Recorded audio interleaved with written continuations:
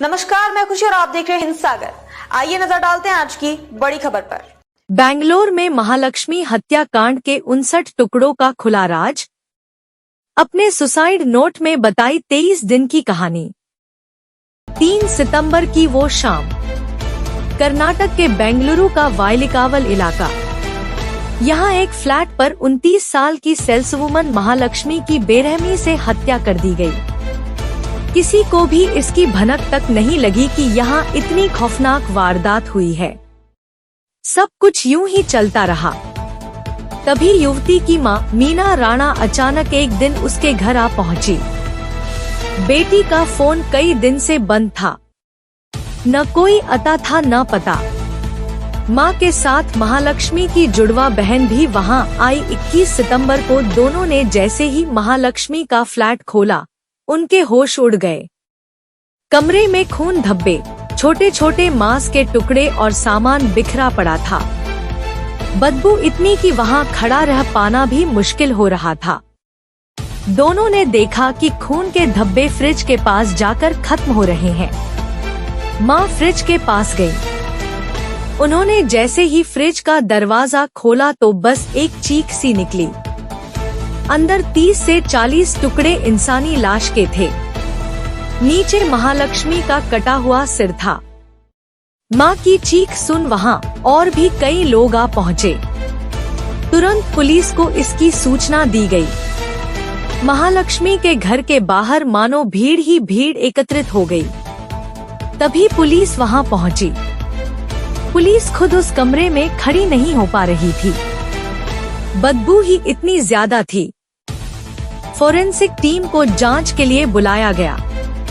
वो लोग भी इस विभत्स दृश्य को देख मानो सहम से गए।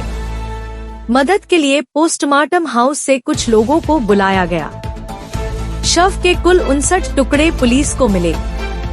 मौके से सबूतों को एकत्रित किया गया। फिर शुरू हुई पुलिस इन्वेस्टिगेशन। कौन था महालक्ष्मी का कातिल? हर किसी को बस यही एक जवाब चाहिए था। मां मीणा ने पुलिस को बताया, हम लोग मूल रूप से नेपाल के टीकापुर इलाके के रहने वाले हैं। मैं पति चरण सिंह के साथ करीब 35 साल पहले बेंगलुरु शिफ्ट हो गई थी। हम यहाँ कमाने के लिए आए थे। हमें यहाँ आकर जुड़वा बेटियां हुई। नाम रखा महालक्ष्मी और लक्ष्मी। फिर 2 बेटे उक्कुम सिंह और नरेश हुए। महालक्ष्मी की शादी फिर नेलमंगला इलाके में रहने वाले हेमंत दास के साथ कर दी गई। पति हेमंत से हुई अलग। हेमंत मोबाइल रिपेयर की दुकान चलाता है। तब महालक्ष्मी ने भी एक मॉल के ब्यूटी सेंटर में नौकरी करना शुरू कर दिया। दोनों को एक बेटी हुई। लेकिन साल 2023 में महालक्ष्मी और हेमंत के बीच दूरियां आ गईं। दोनों अलग हो गए। महालक्ष्मी फिर वायलिकावल इलाके में आकर रहने लगी। मैं हमेशा 15 से 20 दिन में एक बार महालक्ष्मी से मिलने जरूर आती थी। लेकिन जब उसका फोन बंद हुआ तो हमें टेंशन हो गई। मैं अपनी दूसरी बेटी के साथ उसके घर आई, देखा उसकी तो लाश टुकड़ों में कटी पड़ी है। पति हेमंत ने क्या बताया? महालक्ष्मी के पति हेमंत से भी पुलिस ने पूछताछ की। पुलिस को शक था कि कहीं इन सब के पीछे हेमंत का ही हाथ न हो, क्योंकि महालक्ष्मी और उसकी आपस में बनती नहीं थी। इसी साल फरवरी के महीने में महालक्ष्मी ने अपने पति हेमंत के खिलाफ मारपीट करने की शिकायत भी दर्ज कराई थी। लेकिन हेमंत ने पुलिस को जो कुछ भी बताया उससे वो भी हैरान रह गए। हेमंत बोला, साहब मेरी पत्नी का अशरफ नाम के हेयर ड्रेसर के साथ अफेयर चल रहा था। अशरफ उसे अक्सर घर लेने और बाइक पर छोड़ने भी आया करता था। उसी ने महालक्ष्मी की हत्या की होगी। हेमंत से हटकर अशरफ पर फोकस। अब पुलिस का पूरा फोकस अशरफ की तरफ हो गया। पुलिस ने हेमंत की शिकायत के बाद पुलिस ने अशरफ की तलाश की। अशरफ बेंगलुरु में ही था और अपने काम पर था। पुलिस उसे पूछताछ के लिए थाने लाई। वहां उससे लंबी पूछताछ की गई। उसके बयान पिछले 20 दिनों में उसकी लोकेशन, कॉल डिटेल रिकॉर्ड और चश्मदीदों की गवाही के बाद पुलिस ने पूछताछ के बाद अशरफ को छोड़ दिया। इसके बाद पुलिस ने इलाके में लगे सीसीटीवी कैमरों को खंगाला। पता चला कि 2 सितंबर की रात को 2 लोग स्कूटी से उसके घर आए थे। हालांकि फुटेज में इन दोनों लोगों के चेहरे नहीं दिखे। जांच यूं ही चलती रही। अब ये तो साफ था कि न तो हेमंत और न ही अशरफ का इस हत्याकांड में कोई हाथ था। तो आखिर वो तीसरा शख्स था कौन जिसने इतनी बेरहमी से महालक्ष्मी का कत्ल किया? जांच चलती रही। पुलिस टीमें दिन रात इस केस की बारीकी से जांच करती रहीं। बाद में उन्हें एक सुराग हाथ लगा। कातिल के भाई का पुलिस का पता चला था। जिस कातिल की पुलिस को तलाश थी, उसका परिवार भी मुंबई में रहता है। कातिल के एक भाई तक बेंगलुरु पुलिस पहुंची। कातिल के भाई ने पुलिस को बताया कि महालक्ष्मी के कत्ल के बाद उसके भाई ने खुद उसे ये बताया था कि उसने महालक्ष्मी की हत्या कर दी है। मुक्ति रंजन ने किया सुसाइड।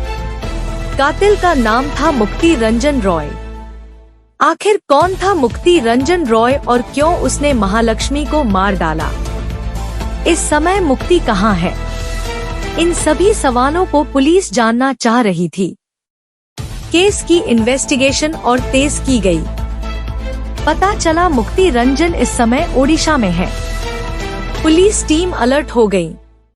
तभी एक चौंकाने वाली खबर सामने आई। 25 सितंबर को पुलिस को भद्रक शहर में मुक्ति रंजन रॉय का शव मिला। मुक्ति ने सुसाइड कर लिया था। आरोपी के पास पुलिस को एक डायरी और डेथ नोट मिला। मुक्ति रंजन फंडी गांव का रहने वाला था और बेंगलुरु में एक कपड़े की दुकान में काम करता था। डेथ नोट में क्या लिखा? रंजन ने अपने डेथ नोट में लिखा, मैंने 3 सितंबर को महालक्ष्मी की हत्या कर दी थी। उस दिन मैं महालक्ष्मी के घर गया था। हमारी किसी बात पर बहस हुई। तब महालक्ष्मी ने मुझ पर हमला कर दिया। यह बात मुझे पसंद नहीं आई और गुस्से में मैंने उसे मार डाला। फिर मैंने उसकी लाश के 59 टुकड़े किए और उन्हें फ्रिज में डालकर वहां से भाग गया। मैंने कमरा साफ करने की कोशिश भी की थी ताकि लोगों को बदबू न आए। महालक्ष्मी का व्यवहार मुझे बिल्कुल भी पसंद नहीं था।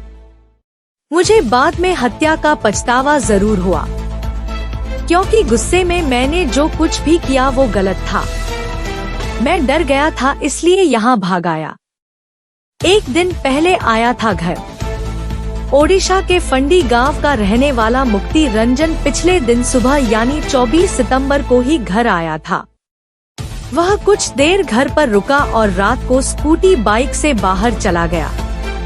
इस बार वह अपना लैपटॉप लेकर चला गया और उसके बाद वह कहां गया किसी को नहीं पता।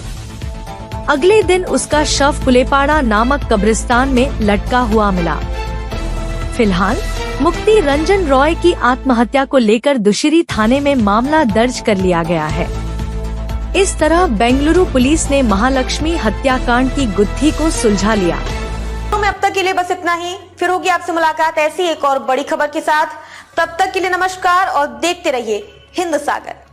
ऐसे ही लेटेस्ट अपडेट्स के लिए हमारे चैनल को सब्सक्राइब करें और तुरंत नोटिफिकेशन पाने के लिए बेल आइकन प्रेस करना ना भूलें। और यदि आप हमें फेसबुक के माध्यम से देख रहे हैं तो हमारे चैनल को फॉलो जरूर करें।